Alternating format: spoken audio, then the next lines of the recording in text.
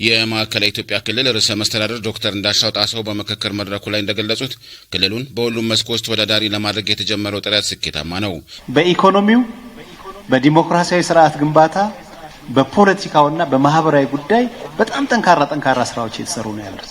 ክልሉ ተመስርቶ ወደ ስራ ሲገባ በርካታ ፈተናዎችን በማለፍ እንደነበር አስተዋውሰው ከነባሩ ክልል የተላለፈ ዕዳ፣ ለሰራተኞች ደሞዝ በአግባቡ ያለ መክፈልና ሌሎች በርካታ ችግሮች እንደነበሩ አብራርተዋል። ከነባሩ ክልል 6 ቢሊዮን ብር ዕዳ ተረክበን ነው ስራ ጀመርነው ያሉት ርዕሰ መስተዳድሩ ከዚህ ውስጥ 5.4 ቢሊዮን ብር ዕዳ መክፈል ስለመቻሉ አብራርተዋል። ዕዳ ከ6 ቢሊዮን ውስጥ 5.4 ቢሊዮን ብር ዕዳ ከፍለናል። ከ3 ቢሊዮን ብር በላይ የማዳበሪያ ዕዳ እንደነበር አስተዋውሰው ርዕሰ መስተዳድሩ ይህም የክልሉ መንግስት ካጋጠሙት ተግዳሮቶች ውስጥ ተጠቃሽ መሆኑን ጠቁመዋል። በክልሉ በ4.3 ቢሊዮን ብር በሰባቱም የክልል ማዕከላት የቢሮ ግንባታ እየተካሄደ መሆኑን ጠቅሰው የርዕሰ መስተዳድር ጽሕፈት ቤት ቤተ መንግስት የመሰብሰቢያ አዳራሽ በ6 ወራት ጊዜ ውስጥ በማጠናቀቅ ስራ መጀመር መቻሉን ርዕሰ መስተዳድሩ በአብነት አንስተዋል። በሰባቱም ማዕከላት 4.3 ቢሊዮን ብር የፈጀ ቢሮ ጀምረናል።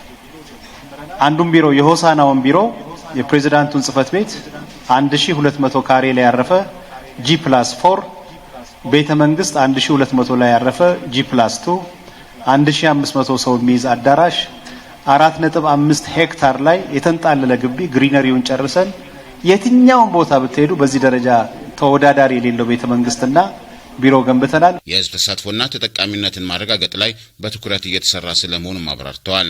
በሰላምና ጸጥታ፣ በግብርና፣ በጤና፣ በትምህርት፣ በስራ ዕድል ፈጠራ፣ በኢንቨስትመንት፣ በንግድ፣ በመሰረተ ልማት ዘርፎች የላቀ ውጤት ማስመዝገብ የሚያስችል ስርዓት መዘርጋት መቻሉን ርዕሰ መስተዳድሩ ጠቅሰዋል።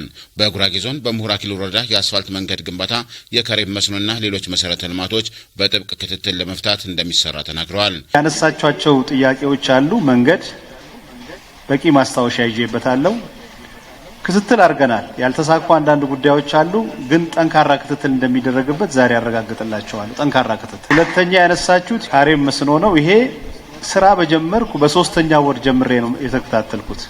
ድጋሚ እየጠየቅን ያለ ነው። ይሄም ጠንካራ ክትትል ይደረግበታል፣ ይቋጫል። የጉራጌ ዞን ዋና አስተዳዳሪ አቶ ላጫ ጋሩማ በበኩላቸው የከተማውንና የሀገር ቤቱን ህብረተሰብ በማስተሳሰር ዞኑ በልማት ከፍ እንዲልና ባህሉን ለማሳደግ እየተሰራ መሆኑን ገልጸዋል። ሞዴል የሆነ የግብርና ስራዎች ተሰርቷል። ከሁሉም በላይ የጣልናቸው የነበሩ ባህሎቻችን፣ እሴቶቻችን፣ ቋንቋችን የጉራጌኛ ቋንቋ የትምህርት የሚዲያ ቋንቋ እንዲሆን የማድረግ ስራ ሰርተናል። ባለሀብቱና ህብረተሰቡ ከመንግስት ጋር በመሆን በልማቱ በመሳተፍ ላይ መሆናቸውን ጠቁመው በዚህም ከ1200 ኪሎ ሜትር በላይ መንገድ በመንግስትና በህብረተሰቡ ትብብር መሰራቱን ተናግረዋል። በትምህርት ቤት፣ በውሃ፣ በመንገድ ህዝባችን አሳትፈን ባለሀብቱ አሳትፈን ብዙ ስራዎች ሰርተናል። ለምሳሌኛ ባለፉት 5 ዓመታት ከ1200 ኪሎ ሜትር በላይ መንገድ ተሰርቷል። ዛሬ የጉራጌ ገጠር አብዛኛው ተሳስሯል። የምሁር አክሊሉ ወረዳ ዋና አስተዳዳሪ አቶ ብስራት ገብሩ እንደገለጹት ወረዳው የበርካታ የተፈጥሮና ሰው ሰራሽ መስህቦች ባለቤት ነው።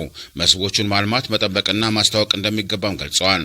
ለኢንቨስትመንት ምቹ ሁኔታዎችን በመፍጠር ላይ መሆናቸውን የገለጹት አቶ ብስራት የሌማት ትሩፋትን ማዕከል በማድረግ ግብርናውን ለማሳደግ እየተሰራ መሆኑን ተናግረዋል።